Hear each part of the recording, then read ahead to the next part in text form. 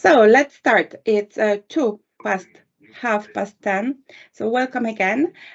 We have titled this webinar, How Can Cities and Regions Reach Energy Targets Without Subsidies, or When Subsidies Run Out, because we want to talk to you about what options public authorities, cities and regions have with reduced access to subsidies for whatever reason, whether there are no appropriate calls or you would have to wait for appropriate calls, or you have so much ambitious projects that you would like to start delivering that you are looking at all the possible options.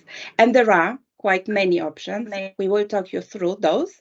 We will introduce you to many of the innovative financing schemes, and we will also tell you how you can actually learn more and how you can benefit from what we are providing through this Prospect Plus program, which is free, of course, for public authorities because we are funded by the EU.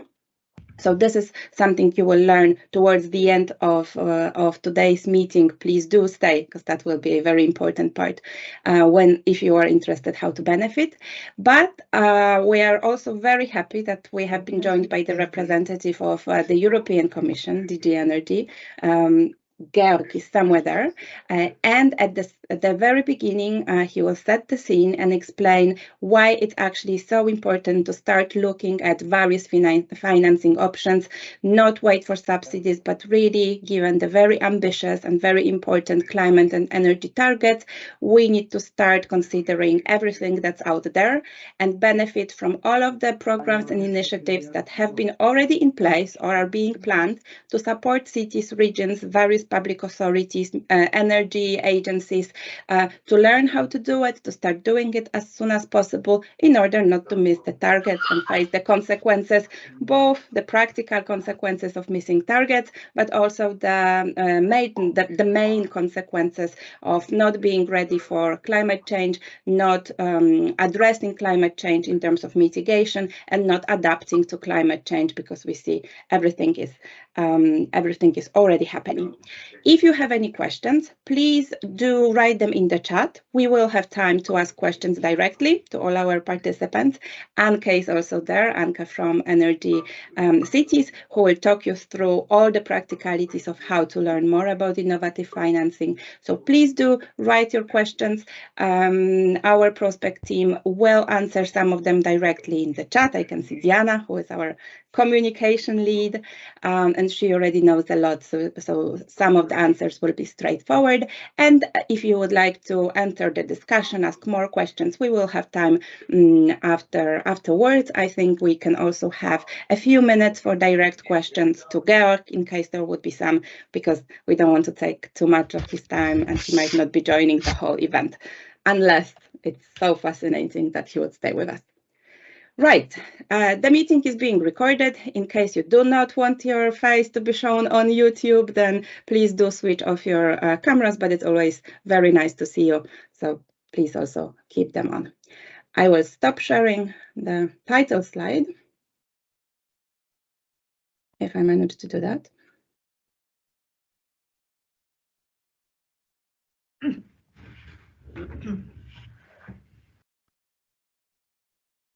And it's over to you, Georg. Thank you very much, Sylvia. Good morning, everyone. And first things first, Happy New Year to everyone. We still have January, I guess, so it's fine to say that.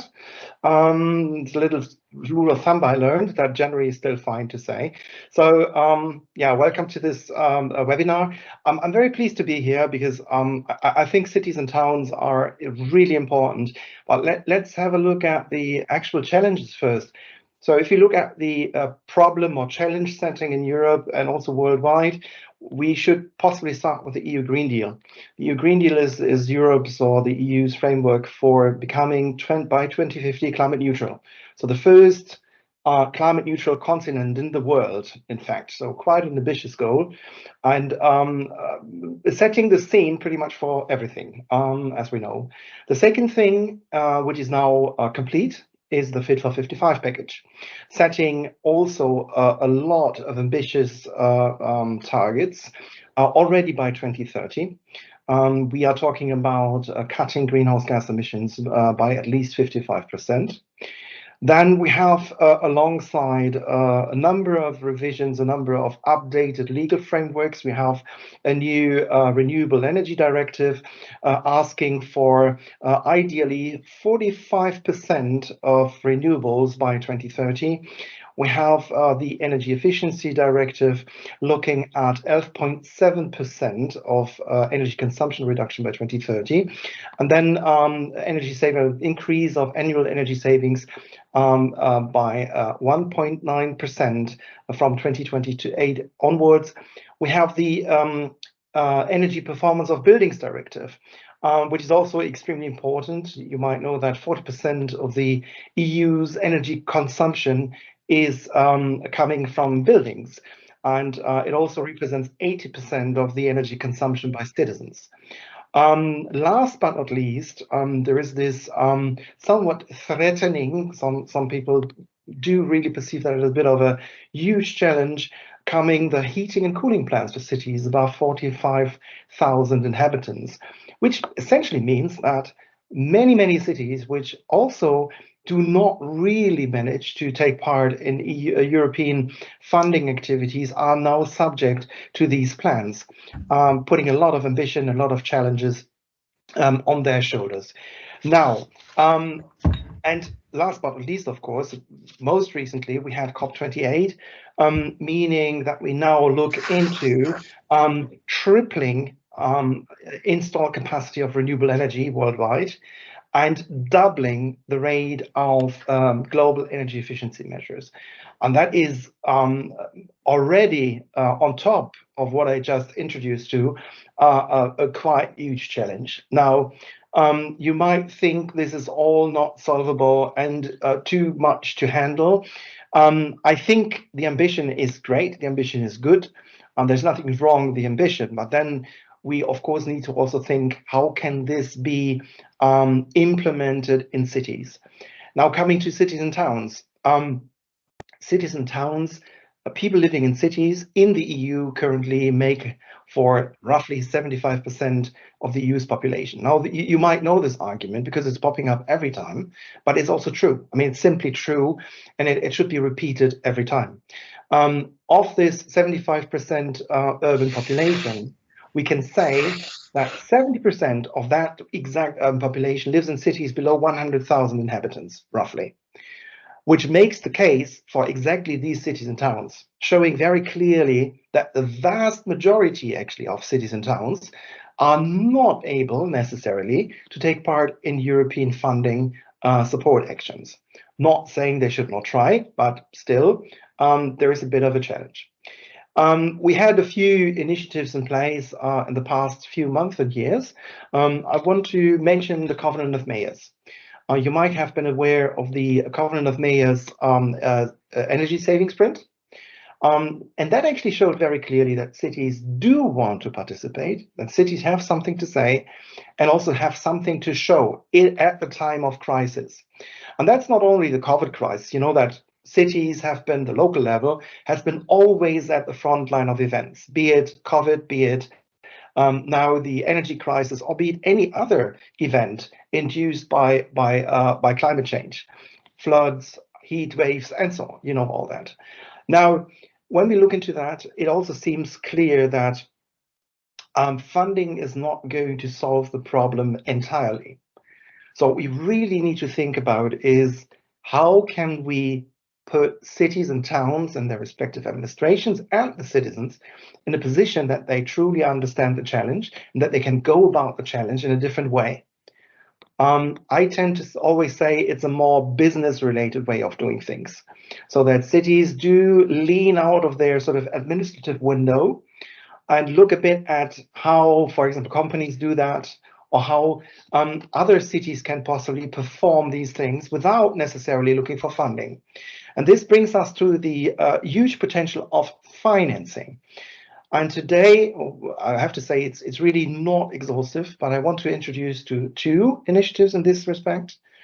One is the EU City Facility, you might possibly know.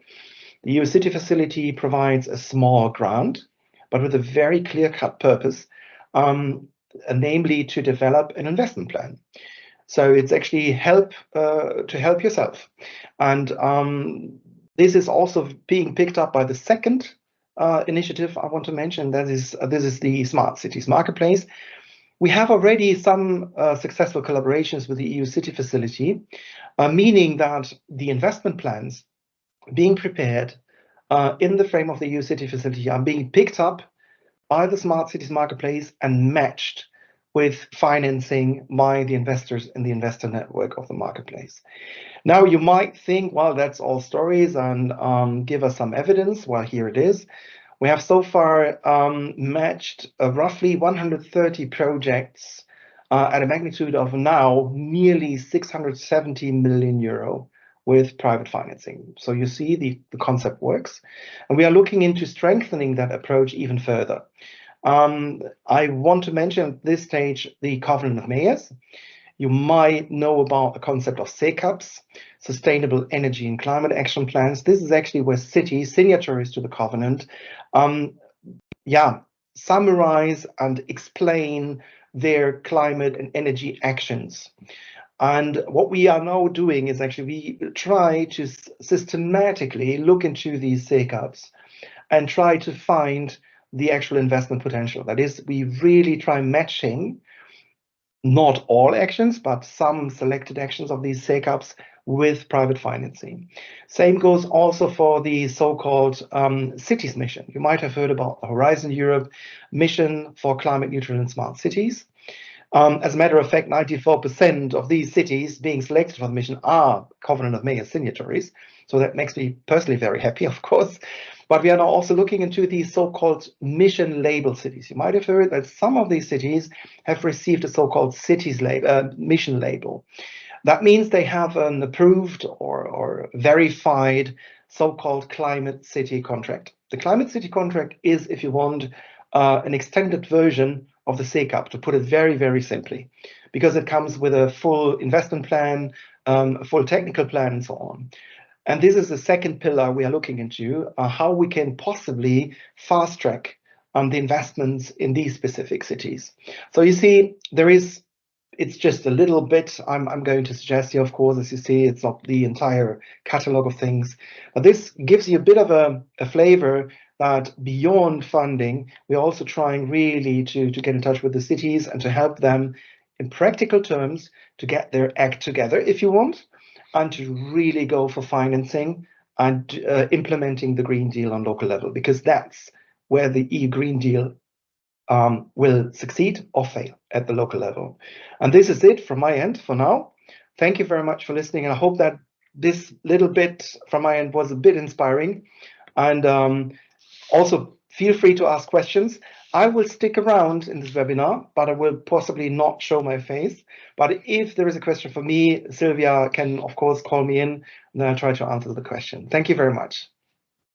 Thank you very much, Georg, for both underlining the importance of understanding what the targets are, what the ambitions are, and what the obligations are, both on the EU national and then going down to the regional local level, but also for showing that we do have already some opportunities to learn more and exchange. I see that there are a few questions already, so I suggest that we take a few minutes to ask Georg follow-up questions, and then we will move on to the next bits, if that's all right. And Georg, you are still here, I see. Let me check. Lars, would you like to switch on your mic and ask the question directly? Yes, sorry, I'm together with my colleague Lars. My name is Petra Bijvoet from the city of The Hague. And we are one of the 100 climate neutral and smart cities. And we are working now on our city climate contract to do the proposal in March this year. So we're working on our investment plans. So I'm happy to see that you've already some successes with those. I heard 670 million of euros already matched. So this is a great news. At the same time, what we have already learned from, for example, Valencia, who have already had their mission label, they have a gap in finance for like 1 billion euros. So these are really, really, you know, big amounts. And I'm really, you know, like an anxiety. How can we arrange these things? Because we will have a big gap as well. And so our industries, our businesses, our investors, private investors really want to match and invest in our plans because we really needed these things. So this is my question, how you look at it. I can only, yes, sure. I mean, thanks for the question. I can only give you an impression, basically, you know, because I'm not in on daily exchange with investors. However, I mean, there is a huge potential. The money is there, basically. We see, for example, in very classical intervention areas such as, you know, energy efficiency in buildings, which is a bit of a low-hanging fruit, you know, because people know how to do it. The cost-saving factor is more or less known, so it's pretty much business as usual. There are other areas which are a bit more demanding, a bit more innovative, if you want. If you talk, for example, about mobility schemes, about buildings with new innovative ways of creating renewable energy, you know, that kind of stuff. That's a bit more on the innovative edge. Yet there are more and more investors also looking into that part of a city's transformation. I think in the end it's very much a matching not only of let's say investments or the actual project, but also capacities. So what is really important and also yet a challenge is that cities need to build up that capacity to actually understand what is an investment about, what is due diligence, how do I make sure that when speaking to a bank that I speak the language. The other way around, of course, the same thing. So what we are working on, I can only tell for the marketplace for now, is that we really try to make investors understand city administrations and the other way around, so that when they actually speak about investments, about a city's transformation, which is then, of course, you know, in fractions of separate, distinct projects, they better understand each other. So that's a huge part of the challenge, I believe. And what we try here, both with the marketplace, but then also with the Covenant of Mayors, is really also bring cities together. So enable this kind of, you know, peer learning, because it's much easier, of course, if one city administration talks to the other and they speak the same language and explain in their own words what needs to be done in order to, you know, to get this investment done. Then when it comes to the actual amount, the gap, the financial gap, I think that The Hague is certainly not alone in this challenge. Also, we learned from this very first report of the Mission Board, there was an estimation of €1 billion per city. I think this is way too low from a gut feeling. I'm not an financial expert, but I would say it's easily 10 times more for a normal city, for like a mid-sized standard average city, let's say. I would easily talk about 10 billion to really transform it into an entirely climate neutral, green, sustainable city, you know. So yes, the gap is there, but there is ways of addressing it step by step.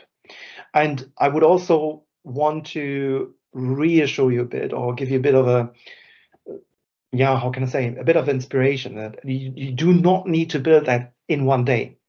I know that the cities which are participating to the city's mission have this challenge to do that by 2030, which is chapeau. Huh?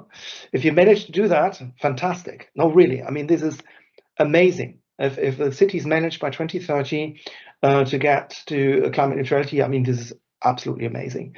And it's also, I think, a first thing in the world. I mean, there's no other initiative, I believe, which would help achieving that. If we achieve that, fantastic. It's really amazing. But then, until then, we also need to think about those cities who do not benefit from being a mission city, for example. So this is exactly what I said. We need to sort of give help for, if you want, self-education, self-learning, peer learning, that kind of stuff, because you can possibly not take every single city by the hand and help them to achieve things. Another conceptual idea, and then I will stop again, is also, for example, under the Covenant of Mayors, to allow for so-called joint SECAPs. That is, if you look into specifically small and mid-sized cities, we want to enable a way that cities actually join up, team up for a joint SECAP. That is, they, as a city group or a region, they team up and take a step forward with a joint SECAP, meaning they agree on sustainable energy and climate actions as a group of cities rather than each city alone. So that's another idea how to, and that's another keyword, how to enable this aggregation of demand. Because when you speak to investors, they are of course interested in big ticket sizes with low risk. That's another bit which cities need to learn, that it's all about risk, it's all about attractiveness to investors also. So the bigger you go, the more attractive to investors actually. But then it's of course the question, what are you investing in? Is it risky? Is it, for example, a highly cutting edge, innovative, I don't know, mobility scheme? Investors might be a bit more critical, but if it's, for example, a massive rollout of renewable energy actions or energy efficiency actions or water, water actions, whether it's flood protection of any kind or something, which is less risky, well known how to do it, then in this case, investors are more likely to actually get into this discussion around a possible investment. But I stop here because I guess that's leading too far. Thank you. Thank you a lot, Georg. And you mentioned aggregation, and I would just like to remind everyone, not you, Georg, that aggregation has its additional benefit of reducing prices, especially even if you go with traditional tenders or tenders as such that you need to go with, you can negotiate prices, you can decrease the prices, and therefore you can do more with the same amount of money. That's why aggregation, both at local, city level, regional level, is important, but also joining up, if you are a smaller local authority, joining up with your neighbors, that also can have a massive influence on the prices, on the quality, and on your negotiating power, let's say. And Georg, you also mentioned the need and the interest in self-learning, peer learning. This is exactly what Anke will elaborate on later on in our meeting. I wanted to ask you one question, Georg. Have you noticed, given there are already those initiatives and there is a lot of support and understanding from the EU Commission that this is a massive challenge for local authorities. It will not be magical just because the Commission says we have a new target. Have you noticed, but I can see that you are aware of it, which is a good sign for local authorities that sometimes think there is a huge gap between what happens on the local level and what happens on the decision-making level and on the EU level. Have you noticed any differences in terms of the interest capacity and participation levels between different member states, between different types of cities? Is it always the same cities that are already brave enough to look for the new initiatives? Are there any cities that you think are lagging behind for whatever reason? I'm not going to point fingers at cities here. You won't see me doing that, of course. In general. No, but what yes, I mean, there is some member states which do much better, but that is also, I mean, we see that a bit through the window of the Covenant of Mayors, if I may say so. Because the number of signatories per member state shows a bit also the engagement factor, you know, the willingness and engagement and readiness of cities to engage in that climate and energy sort of action and transmission of their cities, respective cities. But that, of course, also depends on the actual setup in the member states. So what we saw as a very, very important issue, which we are also going to tackle also in the future, I mean, this is something we need to work on. That is, for example, multi-level governance, meaning that in order to make it work on local level, all these actions, the additional funding, but also the access to financing whatsoever, needs to be embedded in a stringent logic from the federal government down to the local government in the city. And where this, for example, I will just name one example, but this is in no way meant as pointing fingers. So don't get me wrong, please.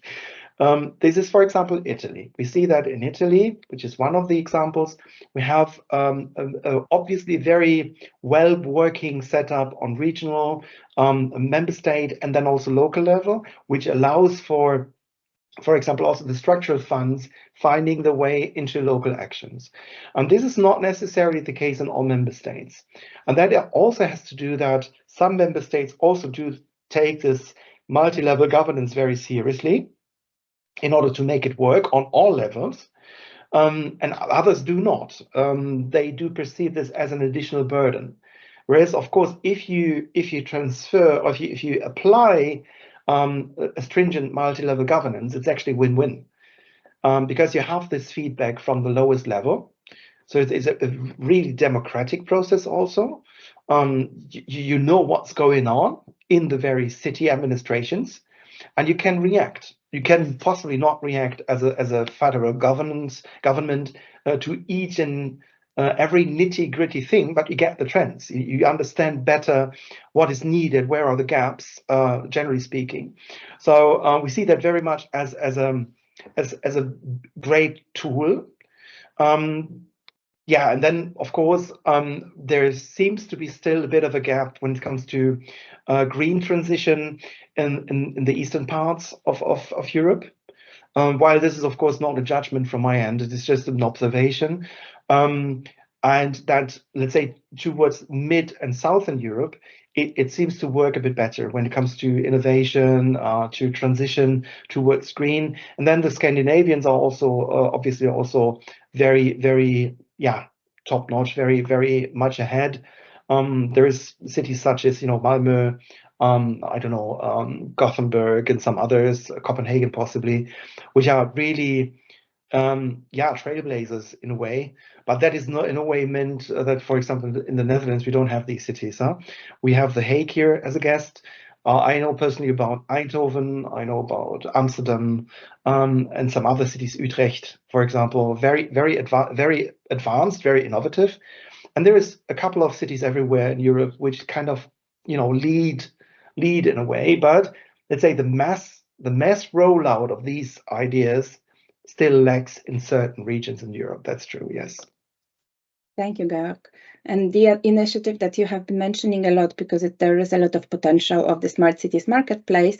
As an additional maybe follow-up on Petra, your question, if you don't know where to get the money from, I do recommend also using the matchmaking service where you can directly talk to various investors, no risks or no, you don't have to decide to work with them later on, but it has a massive advantage to meet them, to ask those questions, to ask for recommendation, to understand their approach, and then you can afterwards decide if this is something for you or not. But this is a service that is not always used if cities are not sure exactly in which project to go with, which might be a pity because you might already know enough to be able to talk to investors and to ask those questions and to build these relations.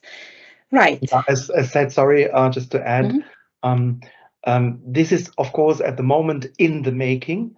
So I have to put this disclaimer because I think there will be at some point an official communication coming from the cities mission team to the respective cities, and then you will of course know all the details and will know more about it. It's just that these are the two trains of action we have now, in our minds to actually to offer the services of the marketplace to a bigger number of cities because it's there and we want it to be used. And there's actually also no limit as to the number of cities, the size of cities, and so on. I mean, we just need to get it done. The resources are there. The other thing is that, of course, looking into that specific area, that it is also open, it's technology neutral, so it's not only related to energy. I should say that our matchmakers look also into mobility activities as well as ICT measures. So if you, for example, think about digital twins or city platforms of that kind of stuff, sensoring, yeah, you name it. That's also falling into the remit of the marketplace. Or be it part of any other project you might want to implement. So just, yeah, it's there to be used. So please feel free to use it, simply. Thanks a lot, Georg. And I will catch up with the presentation. Give me a second. During the presentation, I will also tell you about the policy dialogue that we organize under Prospect Plus, which is exactly where we collect feedback like yours and the questions that you would like to ask to Georg, to the Commission, but also to pass on to your national authorities, for example. So please do pay attention to that if you missed our policy dialogue webinar, where we were able to have Georg for a longer time and really go into the discussion rather than just flagging up what's there. I will follow up to everyone who has registered for this to this webinar to send you more information, and then please do join. I will tell you about that in a second. So before I tell you more about the Prospect project and also the Prospect team, I would give you a highlight of what those innovative financing options are. Going through them quickly, again, you will have access to more information after the webinar, but we are conscious of your time. So some of those instruments you might know very well. When we say innovative financing, we don't mean that this is something completely new and never tested. What we mean is something that is often not used a lot, or maybe not used at all by some cities, municipalities, or regions. So we call it still innovative, but there are a lot of case studies, a lot of examples of how it works, why it works, what to do to avoid some problems, and this is what we want to share with you. So one of the options is citizen finance, so basically gathering capital, gathering funding through citizens, from citizens, and that may be both crowdfunding and also energy cooperatives. Cooperatives are a bit more well-known, at least as an idea. Crowdfunding is something more well-known for collecting money for some causes or to build startups, but you can also do it as a public authority, engaging local citizens in co-funding some investments on the city level that they can also benefit from. And we have some examples that we are able to show you. We are able to link you with public authorities who have done it, and they think it was very successful. There is also energy performance contracting, in short EPC. Some of you might know it as an ESCO model. ESCO is a company, a private partner, the name of the private partner, energy saving company, that works with a public authority under the energy performance contracting model.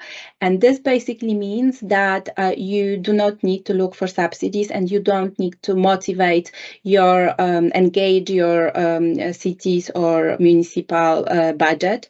You need to find a partner in a format similar to private partner partnerships, so PPP, but usually, depending on the country, it would be an easier version of PPP, quicker version of PPP, and then you pay for the results. So if you need to decrease or improve energy efficiency or build renewable energy installations, this is the role of the private partner. And because you are paying them only if it works according to the agreement, you are not risking your budget, and they really care that it brings results, that it's of good quality. And in my point of view, I am a fan of the concept, at least, of energy performance contracting, because it does secure public authorities, public money in terms of supporting and promoting high quality. And also, when your contract ends with the private partner, you are left, usually, if the contract is well constructed, with a still high quality equipment that still will work for at least some years after all of the benefits stay on your side. That's why I always say that it's worth looking into, because this is a good way of protecting your public budget, public funding that you have on your level. Interacting, internal contracting known as interacting, that's another scheme. There are also green bonds, depending on countries. They started to become more popular. There are not that many examples yet, but there are more and more examples that you can copy. And we do encourage you not to reinvent the wheel, but really to look for those examples that have worked and to contact the local authorities, public authorities, energy agencies who have experience with this and can share the experience and lessons learned and tell you, listen, guys, at the beginning we had those problems. Now we know how to avoid them and we can share this information with you. There are guarantee funds, there are soft loans, revolving funds, which are theoretically quite easy and quick to set up. It's really more about the mindset and convincing your mayors, for example, and your treasury that this would be a good way of financing all climate and energy related projects. And there is third-party financing, so usually bank loans, for example, a bit more traditional way when you are not looking at subsidies. So there are a lot of these.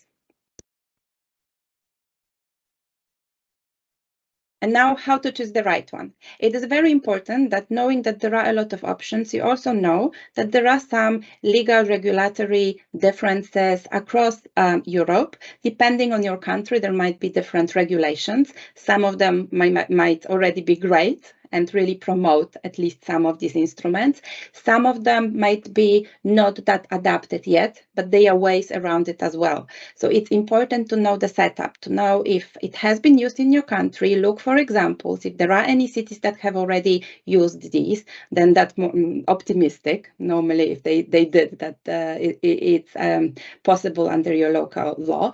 But also, if it's not possible for whatever reason, you can look for some shortcuts, let's say, or some ways to do an alternative to this financing instrument. And we had a very interesting case in Croatia where they wanted to test and implement a project using citizen finance and crowdfunding. It turned out that this was not possible under the Croatian law yet. It was not foreseen.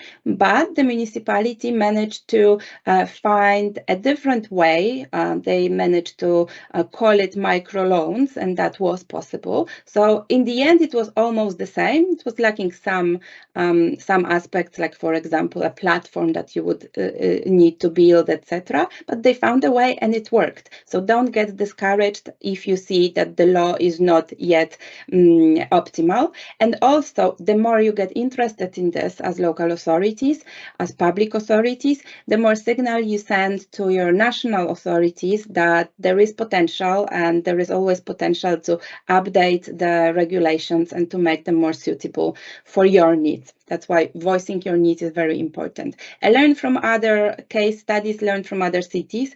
Usually it's easier in your own country, but also there are a lot of examples internationally, especially when you know you are able to check or you're able to consult projects and coordinators of those projects, as for example, to check that some of the market demand, the maturity of the market, meaning, for example, interest from the public sector, availability of good quality ESCO companies, that those are similar between some of the countries, and then it would be easier for you to copy those solutions that actually worked. Now I will talk you through quickly some of these that I have already mentioned, but I will not go into the detail because you have all of this on the website. We will share the information with you and we want to make sure you have time for the discussion. So as you can see, we have prepared detailed slides or infographics that summarize which of the financing instrument is appropriate for different projects, different target sectors, different also types of investments that you are planning. And we have summarized how to set up such a system, where to look for more information and also where to look for some examples. I do encourage you to have a look at that. I have already mentioned citizen finance. Cooperatives are, of course, something that is getting more and more awareness, let's say, and interest across Europe. There is a lot of regulation across Europe, depending on member states, that needs still to be improved, but this is happening. So I always say, when you look at the innovative financing instruments, and you get a little bit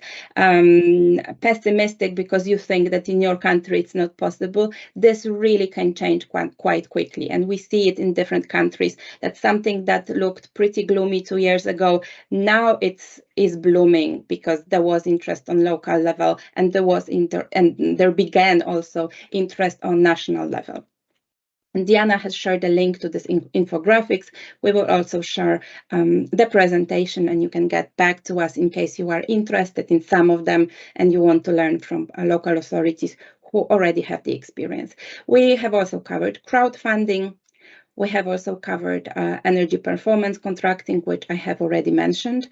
We've also covered third-party financing, some examples of these. So we also mentioned ESCOs as third-party because obviously whatever is external is considered a third-party.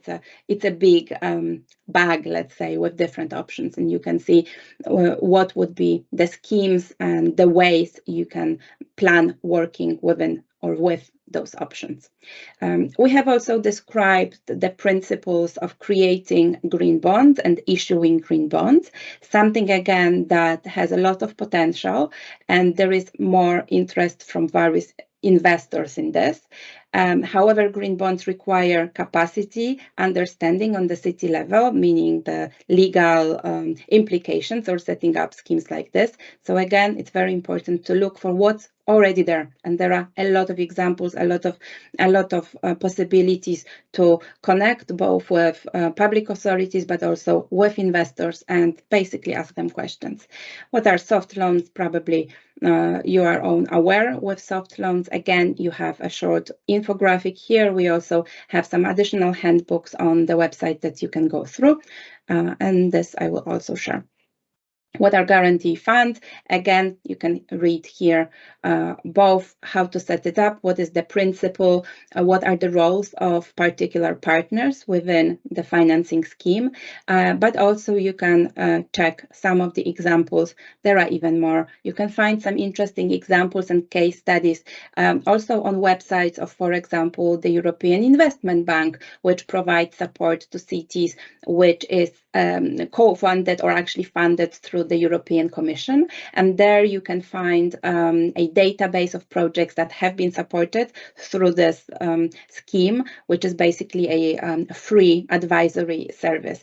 Look at that, and again, check if you can copy this, if you can replicate it. Don't be afraid to get in contact with representatives of those financial institutions. They are usually very happy to talk to public authorities directly, rather than through some consultants that you would have to hire and pay a lot of money to write you some short applications that you could write yourself and already meet the people who would be able to support you at the target institutions. We have also described revolving funds for you. We've also described interacting. We have a great mentor in interacting, which will be available for this next learning cycle. This is actually last learning cycle, so you can learn about that from the source. And now also catching up, so that Anke has more time to talk you through how you can participate. I want to tell you a little bit about our project called Prospect Plus, which aims to support public authorities to learn about innovative financing. And we have a few ways of doing this. But first, this is us. This is our team. We represent many various organizations, experienced organizations from across Europe. Here they are. So we represent knowledge hubs, networks of cities and regions. As you can see, I will not read all of this, but you can see that we cover a huge part of Europe. We are an international consortium, very experienced of working together, because the project is already an extension of the previous project, the second edition. We also have regional agencies who are our internal mentors. So it's a really comprehensive group of organizations that both specialize in policy, various projects that promote energy transformation and various means for energy transformation. But we also have a lot of experience working with public authorities, with cities all around Europe through our 3 networks. We have a lot of experience supporting both large cities, whose situation is very different, but also very small municipalities. So we do understand where you are coming from and what problems you might be facing and what limitations you might be facing. And obviously our partners who represent regional energy agencies from various countries know how to write projects, how to oversee contracts, and how to prepare energy audits, so they can talk you through that. And obviously they have a lot of experience with various innovative financing instruments, not only standard hard projects funded through traditional subsidies. We cover basically everything related to sustainable energy and energy transition. So we are looking at projects that target both public buildings, private buildings, transport in general, public lighting, and also cross-sectoral. And cross-sectoral basically means a mix of all of those, as these are projects that you often deal with, especially if they are of a large scale. So we are able to find projects for you that would match what you are currently working on. In terms of who can participate in the mentoring and pre-learning, Anke will go through it in detail. I just wanted to mention this to show you the scale. We are supporting around 300 public authorities, so around 300 people will learn about the innovative financing thanks to the program. They represent 300 organizations, and we plan to work. We have planned to work with around 200 mentors and have 64 learning groups to make sure that the groups are small. You have this very individual approach. You can build very nice partnerships and be very open, have a lot of time to discuss.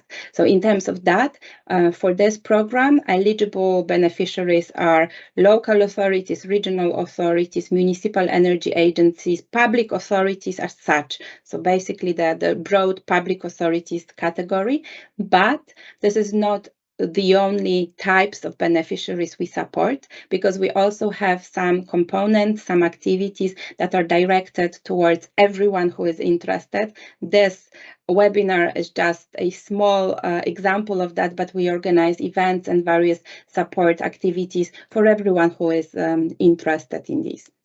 Anke will tell you more about how to participate in those events you can see in the pictures. So meetings, online meetings, in-person meetings, study visits abroad, which of course are free of charge. We have a budget to support your travel. So you can see a lot of very interesting examples of projects. You can meet with a lot of stakeholders and learn from them directly. And the way we choose our mentors is to make sure that they are really open with sharing their experience, with not only promoting their experience, but really sharing and discussing and flagging up what they have learned when they were implementing the project. Here, just a quick summary or just a teaser of who our mentors are. These are not all, these are just some examples. On top, you have our internal mentors who are part of our consortium, the one I mentioned a bit earlier.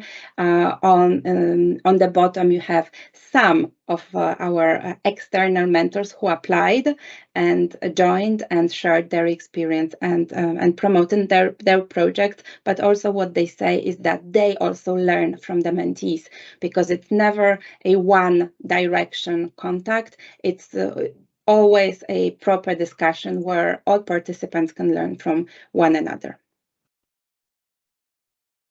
I noticed there was a question, but we can how many people from one municipality can participate. Anka will talk more in detail about it, but just to flag up, we have one official mentee, but there is no problem if more people want to join online meetings. However, we can reimburse the cost of one person traveling to meetings, but Anka will go into all the details.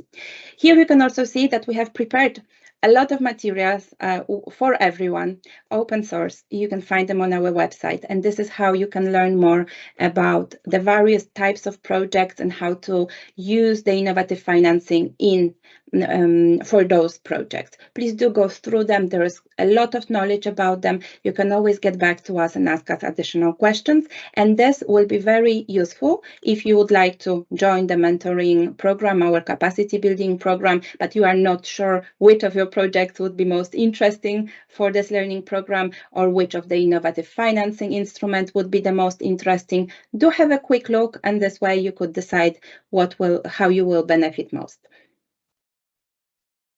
And again, there are even more materials we prepared. This is a list of, or database of case studies and examples of projects that have used innovative financing. We have prepared leaflets or kind of a fish where you can see an overview of the project, the main aim, which instrument it used. Usually there is a link and a contact person that you can already get in contact with directly to ask questions or to get inspired when you are planning your new additional projects. This is free as well, and you do not need to be an official participant of our project to benefit from those. How to choose the right instrument. There is also a recommendation matrix that you can find on our website, which is a set of many questions that will help you decide and realize if your project is already ready or you need to work on some additional points, and how you can decide which type of funding or financing would be most suitable for you. Worth having a look. We put a lot of effort into creating it. If English is not your first language, and I guess for most of us it is not, and you are not sure if you are aware and familiar with all of the financial terms, which might be a bit intimidating when you're thinking about joining an international group, we've also prepared a summary or a glossary of financial terms. You can check what these mean, you can translate it into your local language and feel more prepared to join the meetings or to use the materials we have prepared. There is also a template for calculating financial indicators. I will not go through all of this, but there are a lot of things to help you find the right instruments and the right models. And we also have a finance readiness check tool, but this is only available to our participants. It is again a detailed list of questions with explanation why those questions are important, and this helps you assess how finance ready your project is. And what it means, finance ready, because it sounds like a fancy phrase. It means basically what are your chances at this stage of project preparation of being attractive, interesting for potential investors. Also because local authorities sometimes have a different approach to preparing projects, to assessing risks, to gathering all necessary information. So through answering these questions, you will see whether investors would be likely to say, yes, this already sounds like a great project, or we are not quite sure what the project is about. This is available to our participants, and it's also available to the members of the community of practice. So basically you need to officially join to benefit from this.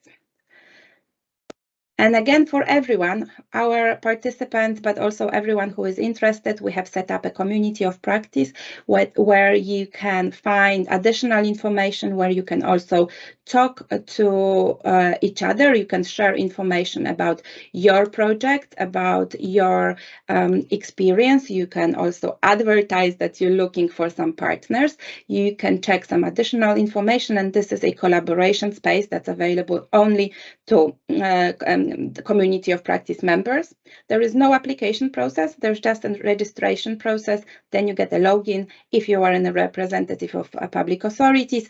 If you are not a representative of public authorities, you can use everything else related with the community of practice, but not the collaboration space. And something that's very important we are doing, because we don't just want to be another initiative that links you and organize a study visit, but we really want to make a difference and voice your concerns, your questions, like the one Petra asked. We really want to bring attention to the reality of what is possible in terms of using innovative financing by cities, regions, municipalities, and the municipal energy agencies they are working with. And to do that, we want to understand those needs. We want to gather your recommendations. We want to gather your ideas and suggestions and present them to decision makers, share them with people like Georg and with other institutions who then impact your work on your local level. We are asking you questions whether you are already using innovative financing. What are your findings so far? What are your recommendations? What is the reality in terms of what is possible in your country? And this we then share through policy dialogue. One of examples of policy dialogue was an event we organized 2 months ago, where Georg was one of our speakers, but we also had representatives of DG Regio, CINEA, also representatives of investors who could then hear your feedback and address it, and also tell you what's in the plans and understand the real needs. And we also had discussions between public authorities who shared their experience based on also on the information that we have gathered. I would love us to have as many replies as possible to this. We will share a link to the survey that's our main tool for collecting your feedback. The more replies we have, the more representative it will be, and the more representative it is, the more leverage we together will have. So if you have not participated yet, please do so. It takes probably around 15 to 20 minutes time, but we really believe that it can make a difference for you, especially if you have not had an opportunity to voice your suggestions, fears, and recommendations and need to higher levels in your country and especially at the EU. We will do it for you, but we need to gather the information from you. And that would be it from me, because we have decided that Energy Cities, my Energy Cities colleagues, Anke and Blandine, will be best suited to tell you everything about the new learning program, the last chance to join our learning program, as mentees and as mentors, I guess, as well, what it means to be a good mentee, how you can benefit most, how to apply, when to apply, and what to expect once you join. If you have any questions to what I have said, let's keep them for later. At the end, we will also have the session of questions and answers. Probably you will have more questions to Anke, but feel free to also write down your questions in the chat. Anke, over to you. Thank you, Sylvia. Hello, everyone. I will share my screen, so just 1 second.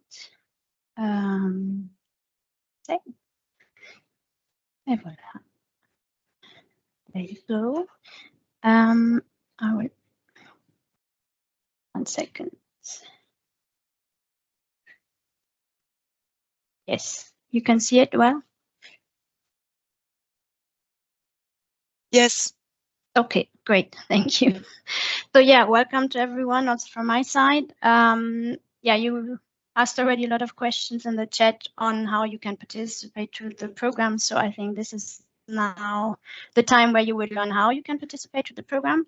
My name is Anke Möllers. I work for Energy Cities. I'm part of the consortium for the Prospect Plus project. My colleague Blondine is here as well. So if you have questions later on, one of the two of us will reply to them, of course. I'm giving you now a teaser on how you can apply, where to apply, or the criteria and so on. Of course, I cannot mention everything, and I saw lots of questions already, but you can find all the information on our website. I will share the links, and of course you can also by email. You can contact us as well. In terms of, one second, my screen. Yes. In terms of how you can join the project, basically you can join the project by applying as a mentee to our capacity building program. So Prospect Plus has been divided into 4 main learning cycles. 3 of them already finished, and now we have the last one coming up, starting very soon. It's the 4th learning cycle, and here we can offer peer learning activities that Sylvia already talked about. So this is really the last chance of the Prospect Plus project to join us and to join our project as a mentee.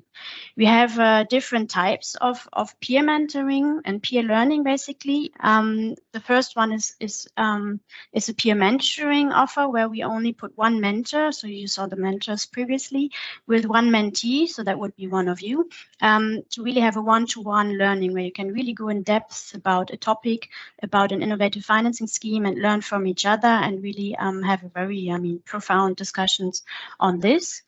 We have study visits. That is usually a group of mentees, and they will be matched with 1 mentor according to the topic. And this is then it's a bigger group, but still you have time for discussions, and you are able to visit as well the mentor and to learn about the projects and the innovative financing schemes that are offered. And then we have local mentoring. That means we have a local group in 1 country. So this is not an international group. It's again a group of several mentees, but the mentor will speak your own language, your local language. So it will be really for a few countries. We have it in this round as well. You will see in a minute. So this is where you speak your own language and you do not need to speak English, basically. And there will be an interpreter, of course, who is also helping out if needed, if the mentor doesn't entirely speak that language. But basically, it's a local group where you can speak your own language. And this is not for every country, and you will see in a minute which countries we have local groups for. So as I said, we are in the 4th learning cycle now. It would start in May 2024, and we always reserve 6 to 8 months for this whole cycle to happen. In more detail, what is a learning cycle? What can you expect as a mentee when you participate to Prospect Plus? Basically, we have a few steps that you go through the cycle. You have 4 main steps, 1, 2, 3, 4, that you can see here, plus a step 0 and a bonus. Talking you through this very quickly, the step 0 is really a joint webinar for everyone who's in that learning cycle. It's more like a training. It's a bit of top-down information on not only Prospect Plus, but about our tools that we have, about processes and so on, so that the action plan and so on, things that you will have to use during this learning cycle. So this is a meeting of 1.5 to 2 hours online, and this is everyone has to attend. But then actually the real learning starts through the steps 1 to 4. You have 2 online sessions in step 1 and 2 where you get to know the mentor in more detail, who explains his project and example, lesson learned. And where you can ask lots of questions. And then you have a second step where it's the mentees. So that would be you applying. Basically, when you're selected as a mentee, you would be explaining your situation, your experience already with this innovative financing scheme and so on. We will then have the third step, which is I think, well, not the major one, but the one that takes most time because it's a physical meeting. This is then the study visit where the mentees usually visit the mentor to visit the project, to speak to other people from the local authority who has worked on it. And it's really the chance to meet in person and discuss in much more detail about it. And then there is a step 4. It's again an online meeting where you would talk about the follow-up on the implementation of your projects that you have in mind. So this is really to look at actions or scenarios of how can you apply the learning in your concrete projects and how can you move forward from this. We have a bonus step, let's say it like this. This is not mandatory, but it's a masterclass in Brussels we talked about earlier. So really a workshop where mentees can participate, and we also facilitate some networking and have some external input from other experts. It's something that is not mandatory, as I just said, but it's a nice to have to even deepen your knowledge further. All in all, if you look at the cycle as a mentee, what you have to foresee is at least 5 full working days to participate in this program. So this is something you have to keep in mind when you apply to us, that you find the time of 5 working days at least to participate to all these meetings, and also providing input when needed to several tools, to reply to emails, etc., etc. So this is, I guess, it can sometimes take a bit longer or a little bit shorter, but overall from experience, I guess it's about 5 working days that you need to invest in this. How does it work? How can you now apply? So basically what we just said, the call is open as of today. So you can go on our website, you can find the links to the application forms, everything is there. And it is open until the 1st of March 2024. So you have 1.5 months really to apply. What I just said earlier is this is the last call for the moment. So if we have no further calls planned, it is really the last chance. So please do apply. And we have what I just said earlier, we have international groups. So we have these study visits with international, with a mixed group of mentees from different countries who meet one mentor. But we have in parallel also some local groups planned. And these are happening this round in Belgium, in Bosnia-Herzegovina, Serbia, Croatia, Montenegro, who will form one local group. We have one planned in Czech Republic, Ireland, Italy, and Spain. So in parallel to this European call that is open, you will also have application forms for these 6 countries, a bit more countries, to form local groups. And these applications are then in local language, of course. All these links are on our website, and you should be able to find it easily. Just to go in more detail on the local groups, if you're from one of those countries, I think you might be interested in this as well, because these are then the groups where you would speak in your own local language. So you see the topics of each group. In some countries, we have several ones planned.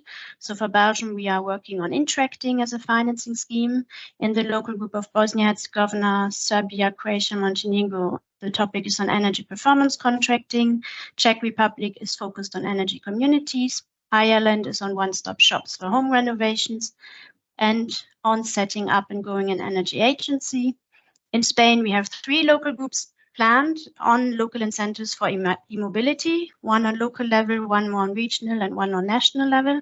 And in Italy, we are focused on energy communities. So these are the local groups that you can apply to in parallel, but we also have the European call that is open in all financing schemes that Sylvia just mentioned, and you can see an overview later on when I go through the application form. Who can apply? It was said already. Basically, it can be staff members of regional or local authorities, or their energy and climate agencies, and even other local or regional organizations. So all kind of public authorities, and the staff members of them can apply. We can also have external consultants applying, but here we need to have an explicit link with the public authority. So you need to explicitly work for a local or regional public authority in the countries that are eligible, and basically it needs to be said in the letter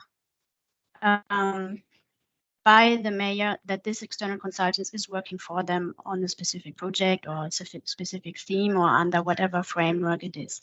So this leads me to the point in orange, which is here, that all applicants need to provide a letter of support from the mayor or another political representative of their public authority. So this you need to provide with the application form as an annex. It needs to be signed. And in terms of eligible countries, this question was raised earlier. Again, here they are listed and you can find them on our website. So the entire EU27 is eligible, the UK, and then the countries that are listed here. I'm not going through them, but you can see them and you have them in the chat as well. How to apply? Well, you go on our website, you have the link there. Maybe Diana, you can also put it in the chat, or you have already. I can't see the chat right now. There you will find all the details that are about the call, including the dates. You will have the link to the application forms for the local groups and also for the European-wide call. And you have all the guidelines for applicants that inform you about the eligibility and selection criteria and etc. and how to apply, basically. So please have a look at this website to find out more information and to get the link to the application forms.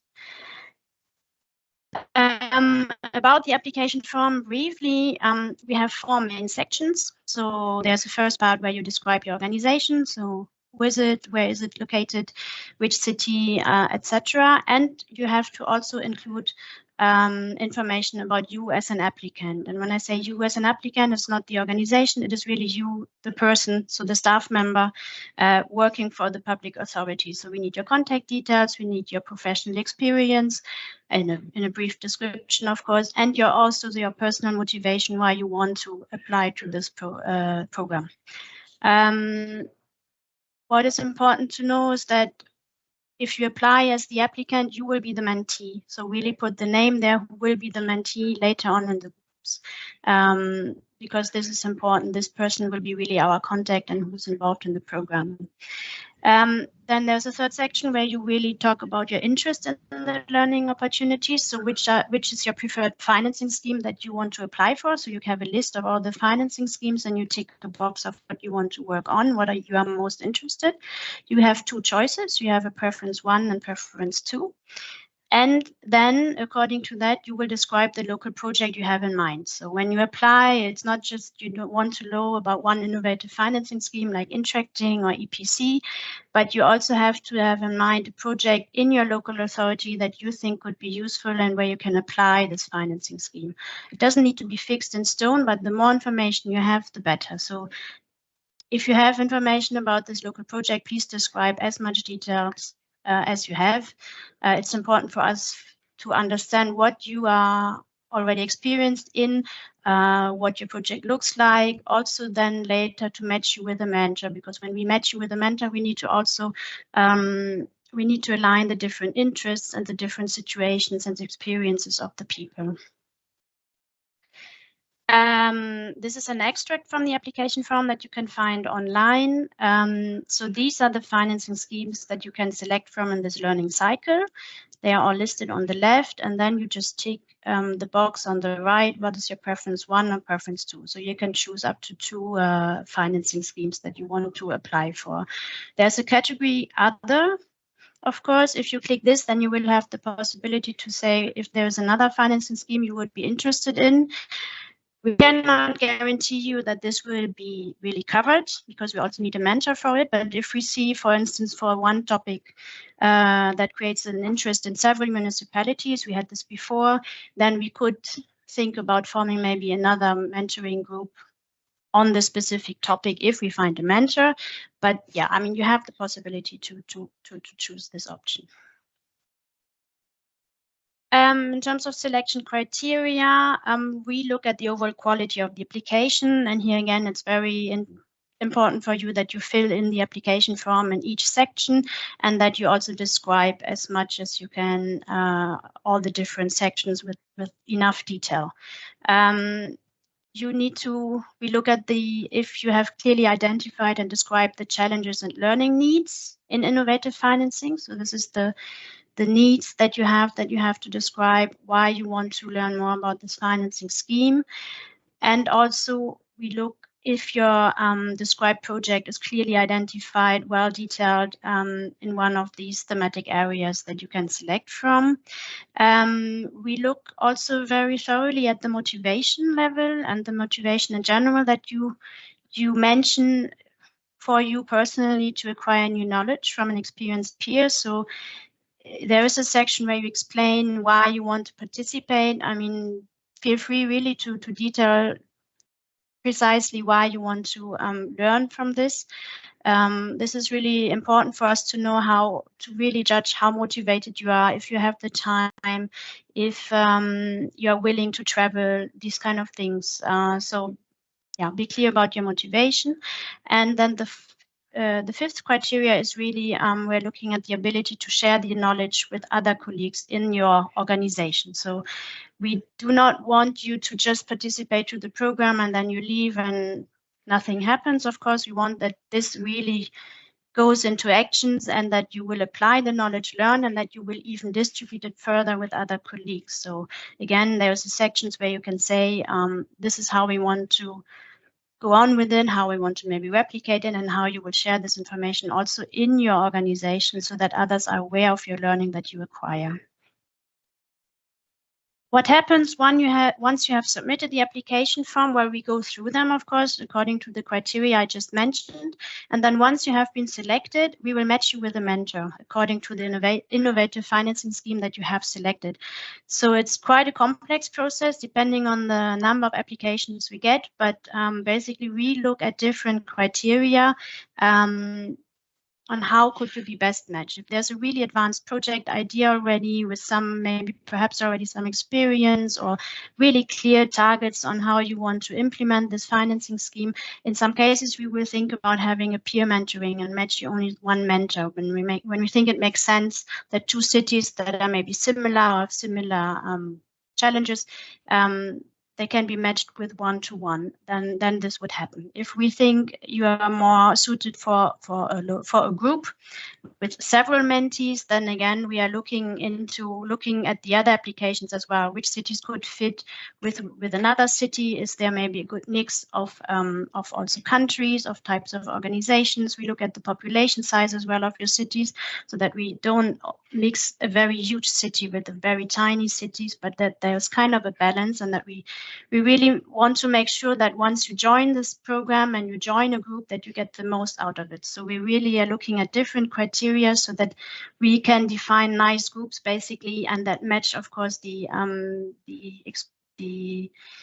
interest and also the projects of the mentors, so that you get really most out of it. We will have, once you applied early by 1st of March, we will have the matching results in April 2024. We are usually quite quick, and we also get back to you in case there's missing information or questions that are unclear. But basically, the matching results should be available in April 2024, and then we can start with the learning cycle in May 24. So this is the aim in terms of timing. And last slide is really what do we expect from a good mentee, and that these are some reminders once you fill in the application form that you should keep in mind. As I said previously, the applicant is also the mentee. So when you fill in the contact details, the first contact you put will be you as a mentee. So you will be the one participating to the program. So this you need to keep in mind. You need to be motivated to go through all the steps that I mentioned earlier, all the 4 steps, including the study visit. So there needs to be motivation mentioned in the application form, that you are really willing to this and that you are committed to go through the entire cycle, and that you will not just stop in the middle of it and leave the program. So when we select you, we really expect that you go through all the steps and that you're motivated to do so. If you're part of an international group, you need to have sufficient English skills. You don't need to be excellent in English, but you need to have enough skills to at least listen to the presentations and understand them. But you also need to have sufficient skills to exchange with your peers. So even if you didn't need to have perfect English, but you need to at least feel at ease in exchanging in English, and to contribute to the discussions, and also to fill in some of our tools in English language. In terms of time, as I mentioned earlier, be mindful that you need to dedicate time to this. So I said 5 full working days is usual what is needed. You will be needed in meetings. You need to provide input in several tools of ours. You need to reply to emails perhaps. So please keep in mind that you will need some time, and you need to, of course, be open to exchange. So you need to have some kind of open mind to really exchange with others, to learn something new. You need to exchange in meetings, contribute to discussions. You need to reply to emails. So open to exchange is, I think, something also important, so that you can really make the most out of this. And all of this, I think, if you bring this into the learning cycle, then we consider you a good mentee in that sense. And I think that is all from my side for now. I'm pretty sure there will be many questions. Thank you, Anke. Thank you for now. I'm sure there will be a lot of questions. we have shared a few, we have answered a few already, but I will open the floor to questions. Please feel free to write them in the chat or just raise your hand. Maybe just adding to what Anke said at the end, and so far we've had fantastic mentees and we've had very nice atmosphere in the groups, very open atmosphere, a lot of sharing and actually really enjoying working together, especially the study visits have been really a great opportunity to talk not only during meetings, but also you have a lot of time spending together in between coffee breaks, dinners. So that really helps you not only to learn, but also to stay in touch afterwards. And we know that many of our groups have decided to be in contact afterwards. Maybe even some of them wanted to write applications for some projects where they would write international projects. So there is a lot of potential for this networking as well. And maybe additional thing, when we talk about the capacity, the 5 days, also don't be scared because it's not 5 days as 1 week, but we have a few months to complete the cycle, and we try to be as flexible as possible to accommodate your capacity and your calendar. So we would also try to find dates that suit everyone. A group can decide that you would like to do the whole experience within 2 months, and then if it's possible, we would try to organize everything in a short time, but you still have to go through the steps, or depending on your availability and preferences and maybe some need to read through in between the meetings, you can also decide as a group to take a longer time. So this flexibility to also think about your colleagues is important, but we try to be as flexible and understanding of your other commitments as well. So there are some questions. Although most of them, I think Blandine has been answering in the chat. If you apply for a local mentoring, is the topic restricted to the topic presented for this particular country? Anke, would you like to handle that? So the topics you covered on the slide with the local group description, groups, are those set in stone, or is there any flexibility?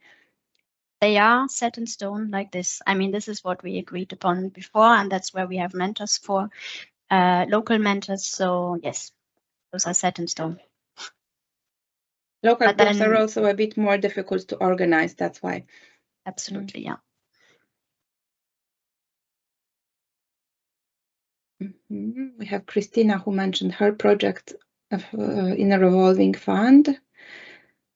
If my English is B2, which group can I go? If there is a local group, I guess you can preference the local group if you don't feel that your English is strong enough. Otherwise, do go through some of the materials on our website. If you understand what's on our website and you feel comfortable about talking within in this topic, because it's also a specific topic, energy, finance, etc., then it should be fine, right? You can also catch up a little bit with the glossary that we prepared. Any other questions? Anyone would like to raise their hand and switch on their mic? It's the last opportunity to participate in the program. So if you have any questions, it's the last opportunity to ask them.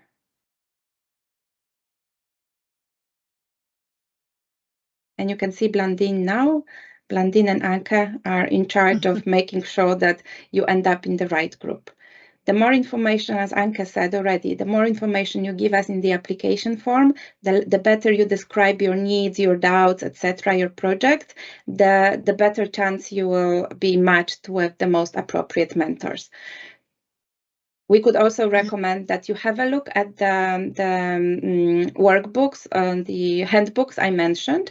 Just don't spend too much time if you don't have it, but just go through them quickly and think also about what's possible in your country right now, or maybe if you have heard that there are some policy changes coming up or some energy legislation updates coming up, maybe it would be a good idea to prioritize those instruments. It's not a prerequisite, it's your choice. However, if you're thinking about replicating, copying the mentor's project quickly, it probably is easier if you know that your legal and regulatory situation is similar. So it's good to check that, but you don't have to.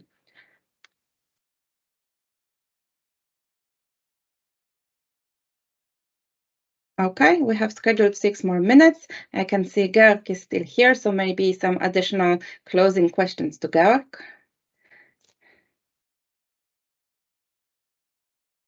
No, so then I would take this opportunity to tell you that we will organize another webinar, a little bit different, already next month, which we will call a replication webinar. And this will be very unique. It will be the first such webinar we will organize, where it will be really focused on our mentors, who will talk about their project, share their experience, and you will have an opportunity to ask questions. So a kind of very mini version of a mentoring opportunity. I will send everyone information about this directly to the mailing list from the registration forms. You will know exactly what kind of projects and instruments we will cover, and you will have the opportunity to talk to the mentors. So this is one of those events we are planning very soon. And another event, sorry, later on will be another policy dialogue webinar. We have recorded the previous policy webinar, and I know that there are lots of recordings and no one ever watches the recordings, but I think that event was really something worth watching, or at least going forwarding quickly, because it was a very unique opportunity. We had 11 speakers representing, 3 of them representing the European Commission, different departments of the European Commission. So you can figure out who does what, which department does what, and that's important. We had investors and we had different types of local authorities, and it was not presentation based, it was really discussion and really openly sharing what's needed, what's possible, and how you can join forces and how we want to help you join forces. So I really underline that there is great value in you getting involved in the policy feedback as well. Okay, so I guess if there are no more questions, any final words from Georg, Anke, Blandine? Good luck. No. Much success. Good luck. Hoping Good you will luck. all Really participate. fingers crossed that you can do all you want to do, and yeah, much success with everything you have in mind. And don't miss this opportunity. Of course. Thank you, everyone. Thank you for your time. If you have any questions, go to our website. Diana would probably remind me that please do go to LinkedIn and join our group on LinkedIn as well, because that's where we post a lot of news very quickly. So that's how you can learn more. You have all of you have my email, so please feel free to contact me directly as well. And don't hesitate to apply, because it's really a very unique opportunity, and we try to make it not only interesting, but also a very pleasant experience. Thank you, and have a nice afternoon and a lunch break. Thank you. Bye-bye. Thanks for your time. Yeah, Bye. bye-bye.